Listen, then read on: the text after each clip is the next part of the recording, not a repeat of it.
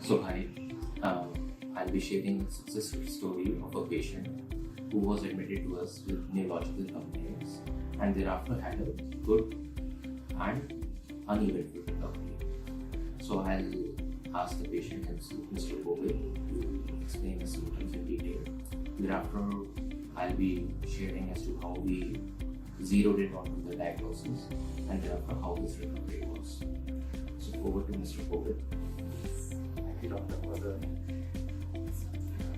treatment and all. So basically GBS हुआ था 2 सितंबर को, मतलब फॉर्म नहीं हुआ था, पता नहीं चला था कि GBS है मुझे।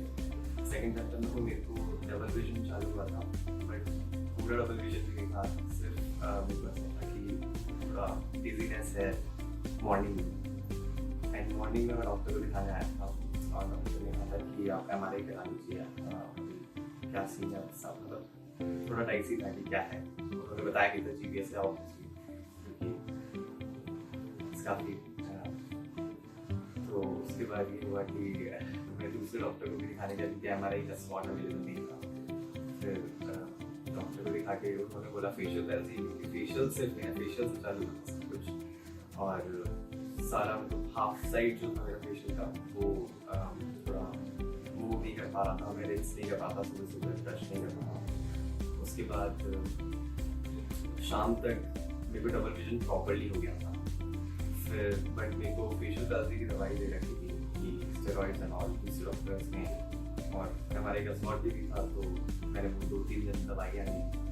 बट वो सिर्फ 3 या 4 दिन के अंदर फेस से पूरा बॉडी के अंदर आ गया था और मेरे lower limbs and upper limbs भी वर्क करने बंद कर दिए थे और बहुत टफ हो गया था मेरे लिए कि उठना, वॉशरूम तक जाना।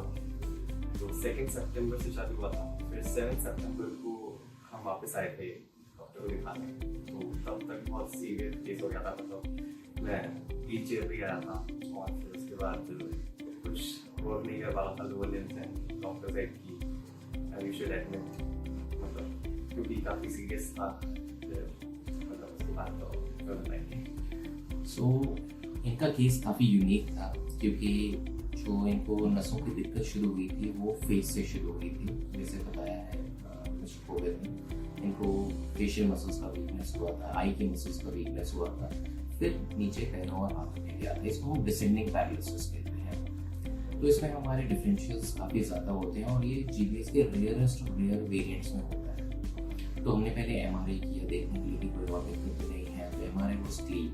फिर हमने नर्व का टेस्ट किया, NCV का टेस्ट यूजुअली GBS का डायग्नोसिस क्लिंच करने का होता है, पर इसमें NCV में सिर्फ एक ही नर्व में सिग्नल कम आ रहा था, बाकी सारे नर्व्स का सिग्नल नॉर्मल था, totally normal. Then we switched our line of investigation to LPCSF, जो रीढ़ की हड्डी के पानी का एक टेस्ट होता है, उसमें देखने के लिए कि प्रोटीन ज़्यादा मात्रा में तो नहीं बढ़ रहे हैं। वो टेस्ट भी बिल्कुल नॉर्मल आया था। उस टाइम तक हमारे पास डायग्नोस्टिक पॉसिबिलिटीज काफ़ी कम हो चुकी थी और उसमें से GBS जो था, एटिपिकल GBS, काफ़ी हाई प्रोबेबिलिटी में आ चुका था। तो without wasting any time we had to take the decision कि हमें इनको इंजेक्शन शुरू करने हैं। तो इम्यूनोमॉड्यूलेशन के इंजेक्शन होते हैं जो IVIG नाम के इंजेक्शन होते हैं, वो हमने इनको 5 दिन के ऊपर 2 ग्राम पर kg के डोजेज से दिए। और जैसे जैसे हमने इंजेक्शन देने शुरू किए, इनका बीमारी रुक गई और धीरे धीरे थोड़ा रिकवर भी होना शुरू हो गया। फिर हमने एक नर्व का टेस्ट रिपीट किया देखने के लिए कि कहीं पहले वाली नर्व टेस्ट बहुत जल्दी हो गया था तो शायद उसमें बीमारी ना पता लगी हो, पर वो टेस्ट भी बहुत ज़्यादा डिफरेंट नहीं आया मेरे रीडिंग से। तो अब हमारे पास ऑप्शन था कि क्या हम कोई और ऐसा ब्लड टेस्ट में भेज सकते हैं जिससे कि GBS की बीमारी की तरफ संकेत हो सकता है। हालांकि हमने इलाज तो ऑलरेडी GBS का देख लिया था क्योंकि हमारे पास टाइम ज़्यादा यूज़ करने के लिए था। तो हमने एक एंटी कैंडियोसाइड एंटीबॉडी नाम का टेस्ट होता है, वो हमने भेजा था, वो पॉजिटिव आया था पेशेंट का। तो उससे काफ़ी हद तक हमें भी श्योरिटी हो गई थी कि गिलेन-बारे सिंड्रोम नाम की बीमारी ही है पेशेंट को, और पेशेंट का सब्सिक्वेंट रिस्पॉन्स हमारे ट्रीटमेंट को, हमारे लाइन ऑफ मैनेजमेंट को, उसको और फर्म करता है। पेशेंट का काफ़ी लंबा स्टे रहा है हॉस्पिटल में। Luckily he didn't require the use of a ventilator support की जरूरत नहीं पड़ी थी, बट इंजेक्शन इनको 2 बारी हमें देने पड़े थे। 3 वीक्स के बाद हमने इंजेक्शन रिपीट किया था क्योंकि रिस्पॉन्स थोड़ा सेटिस्फैक्टरी नहीं हो रहा था इम्प्रूवमेंट। तो ये इस चीज़ को दर्शाने के लिए है कि GBS का डायग्नोसिस स्ट्रेट फॉरवर्ड नहीं होता है कुछ केसेस में। हम जितने मर्जी टेस्ट कर लें, MRI कर लें, नर्व कंडक्शन का टेस्ट कर लें, रीढ़ की हड्डी के पानी का टेस्ट कर लें, फिर भी कहीं ना कहीं पे हमें एक डाउट रह जाता है रिपोर्ट्स के आधार पे। रिपोर्ट्स भी कभी कभी हमें 50-50 जोन पे लेकर आ जाती है। तो इसलिए इम्पोर्टेंट रहता है कि क्लिनिकल एक्यूमेंट पे जाना चाहिए।